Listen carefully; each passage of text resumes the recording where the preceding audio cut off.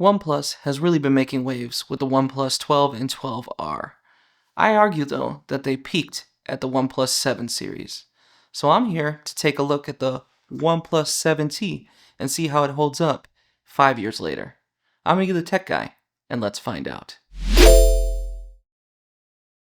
The OnePlus 7T can be had for $172 to about $185 renewed on Amazon at time of this recording, which is an amazing price for a Snapdragon 855 Plus and 8 gigs of RAM and 128 gigabytes of storage. Yeah, this phone was a mid-range device back when it was released, but it was fighting against a lot of the major flagships of its time, and even 5 years later, I think it holds up tremendously well, being that I put Lineage OS on this bad boy. I'm going to take a look at a few key things to see how well it's holding up about 5 years later here in 2024. It was released in 2019. It hasn't quite reached the 5-year mark just yet, but I was just thinking, let me take a look back at this device and see how it's holding up, being that it is a device from that long ago. If I'm being honest, this device holds up really well. Like, way better than you'd expect it to. The Snapdragon 855 Plus is still something to behold as a processor, and it can do most modern tasks just as good, if not sometimes better, than its competition here in 2024. I'd argue that most phones from 2019 can compete with the big dogs here in 2024 more than adequately, and that to me shows a stagnation in smartphones today, but that's a story for another day. I think that here I just want to really focus and fixate on the things that make the OnePlus 7T great even here in 2024, and why I think you guys should consider picking up this device even though it has been 5 years. Here's a couple things that we can go over. First, I want to talk about build quality of the OnePlus 7T. Even back in 2019, the build quality of the OnePlus 7T was something to behold. This device here really holds its own in the build quality department.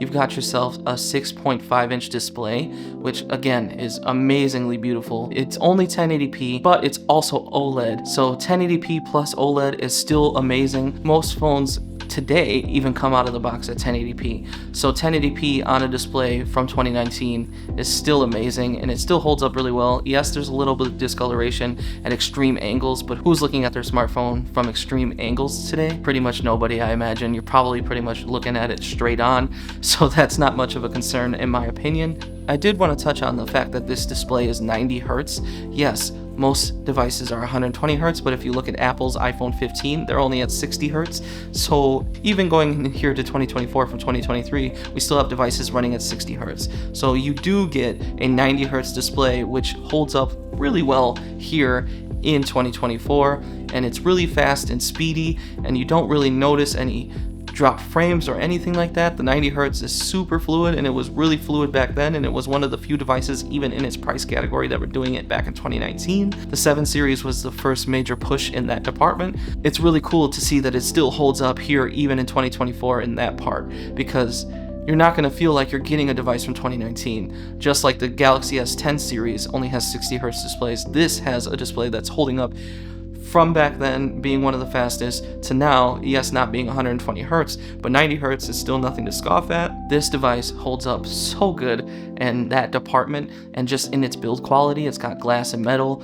You've got a cool circular camera hump on the back, which is seeing a resurgence here in 2024 with likes of the Xiaomi 14 Ultra, and even the OnePlus 12 has a circular design on the back as well. So yeah, it's definitely here to stay. People were thinking it was very weird back in 2019 to have this circular camera cutout, but I think OnePlus has stuck true with it. A couple other companies are trying that out, and it looks really nice, and it makes it look more like a digital camera. That in itself makes it stand out from the crowd back then, and it still kind of stands out from the crowd for the most part today, even in 2024. The model that I have here is frosted silver. There is a blue variant that you could pick up, and that's purely preference at this point, which one you want to go with. The blue one does cost a little bit more, so I went with the silver one because, I mean, it doesn't make that big of a difference, and the silver one actually looks a little blue in different lighting.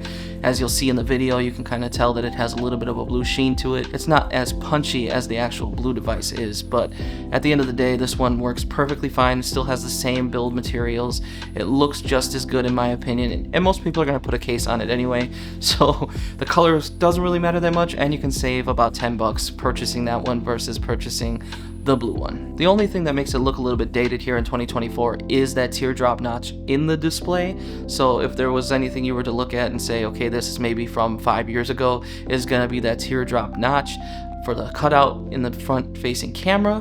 But as far as everything else goes, it does feel premium in the hand. It does feel like a more modern device because it does have the golden aspect ratio. So it's a really large screen to body ratio, and it looks really nice in the hand. It's a really beautiful device in general, and I think for the build quality, this is something that really holds up well in 2024, and I think that it is a major go to pick up here 5 years later. Next, we can talk about software. So the OnePlus 7T does max out at Android 12 on Oxygen OS, so I decided that I was going to put Android 14 on this bad boy with Lineage OS, and I'm happy to report that mostly everything works just fine. I got a Gcam working on here and was able to take pretty comparable photos from Oxygen OS, if not better in most cases. So if you're looking at something that really does benefit you in Lineage OS, it is camera, speed and fluidity, holds up. There's less glitches in my opinion than from stock Oxygen OS. I think that Oxygen OS on this device was extremely glitchy. There was moments where the screen would glitch out when I was trying to use the fingerprint scanner. Apps were a little glitchy opening. There's more stutters than I was used to seeing on previous versions of Oxygen OS.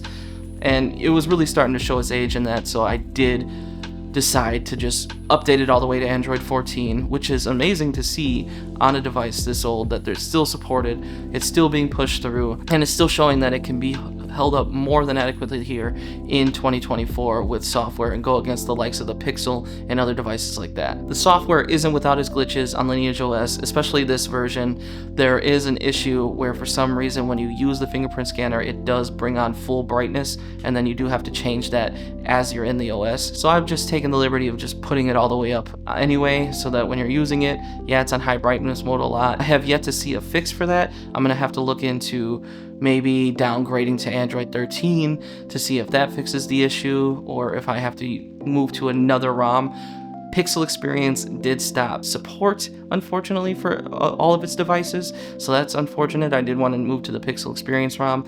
Maybe I could still, because it still has Android 14, but this device here is running great on Android 14, aside from that one glitch that I've seen. Everything else seems to be working really flawlessly. I can open apps with ease, I can open up the camera app with ease, take pictures really quickly. There's no shortage of apps that work on this device, considering it's Android 14. So if you're looking for something to rejuvenate your OnePlus 7T if you already have one, or if you purchase one, I would say that you should look into putting another custom ROM on your device to really push the longevity of it going forward, so that you can use it for much longer than its suggested Oxygen OS would allude to. All in all, even if you're on stock OS, yes, Oxygen OS has its bugs, but the camera's solid. Most of the apps still work, considering Android 12 is still not really that old if you think about it. There's still plenty of devices running Android 12, so in that regard, software is a go even if you're on Oxygen OS, and it's a major go if you switch to a custom ROM. So all in all, software and fluidity, major go on this device. One of the hugest reasons why you would still pick it up from 2019 to 2024 is its software and stability and its speed and fluidity and all of that. It's a major go, and I recommend it as a pickup for that. Next, we can talk about cameras. Yes, it is hard to not acknowledge the camera hump on the back of this device. It is much smaller looking nowadays than it was back then. Back then it seemed really big and huge and in your face, and it's much smaller than most of these phones have nowadays because they're using 1-inch sensors and are just obviously more capable in the camera department. That is somewhere it is showing its age. It was not meant for its cameras back then, and it does show its age a little bit in that department, but you'd actually be very surprised in what it's capable of getting for you in terms of camera quality. Now, considering it was no camera champ back in 2019, the fact that it holds up as well as it does here in 2024 actually really astounded me. I was pleasantly surprised to see what it actually was able to capture, but I'm gonna shut up and I'm gonna show you guys a few images just to get a lay of the land and see how it holds up.